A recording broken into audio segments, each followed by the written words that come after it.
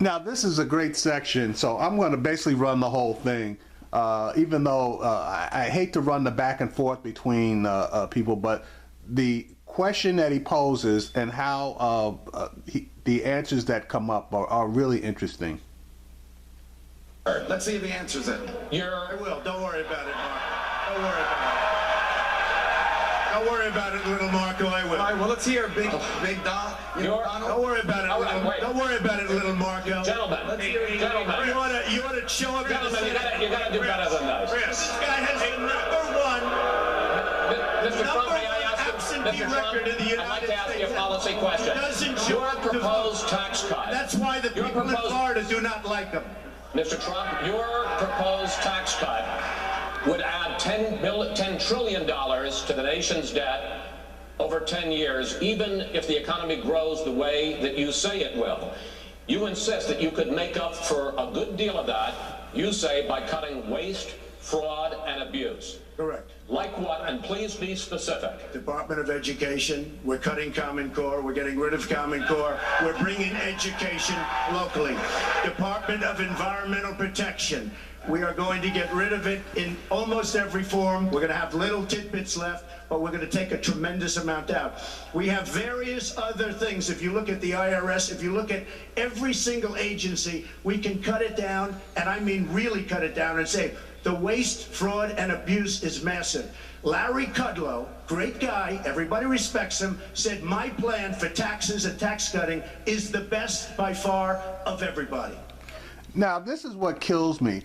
All of these guys talk about getting rid of the Department of Education and getting rid of the EPA and cutting government down tremendously. My question is this. They're going to do all of these cuts, okay, and then actually, to be honest with you, they're not going to cut anything. All they're going to do is mandate it down to the states. So it's going to be the states that are going to be responsible for all these programs. Now, I don't know about you, okay, but just looking at the situation that occurred in Flint, okay, where the state dropped the ball, okay, there's a current situation in Louisiana where the water coming out of the taps is worse than in Flint. And I believe that situation in California where they had that natural gas escaping for like 4 months that was basically killing people. People had to move out of Porter Ranch. Okay, but that was a local and state issue. How well did the states do in all three of those? Absolutely horrendous. Now, don't get me wrong, the EPA dropped the ball in Flint, but that was more to do with one woman who basically muzzled the guy who caught everything in time to really prevent the disaster that occurred. But you know, this getting rid of this, that, and the other, and dropping it down to the states. That's no solution. The people will suffer because you have some states like in New Jersey where you mandate things down and obviously send money down to the states, and then the money never gets to where it's supposed to go. When there's a shortfall, the governors turn around and take that money to cover budget deficits. That has occurred in New Jersey, and it happens all the time in the South. Look at Louisiana and Bobby Jindal. He basically destroyed the Louisiana economy, and it was so bad that they had to elect a Democratic governor in order to fix the mess. Mr. Trump, your numbers don't add up. Please put up full screen number 4. The Education Department, you talk about cutting. The total budget for the Education Department is $78 billion, and that includes Pell Grants for low-income students and aid to states for special education. I assume you wouldn't cut those things. The entire budget for the EPA, the Environmental Protection Agency, $8 billion. Okay.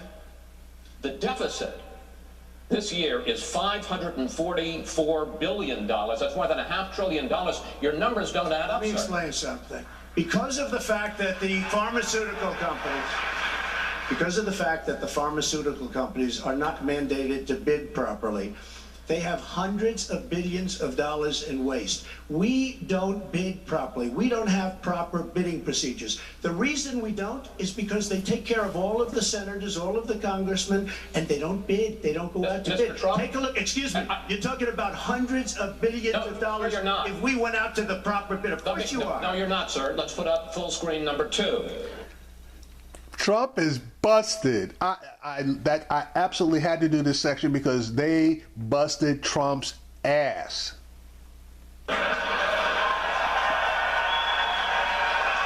say that Medicare could save $300 billion a year negotiating lower drug prices, but Medicare total only spends $78 billion a year on drugs. Sir, that's the facts. You're talking about saving more money on Medicare. I'm saying saving through negotiation throughout the economy, you'll save $300 billion a year. And that's a huge, of course it is. We're going to buy things for less money. Of course it is. That works out. The only money that we buy, the only drugs that we pay for is through Medicare. I'm not only talking about drugs, I'm talking about other things. We'll say. See, now that's bullshit. See, now he just pivoted off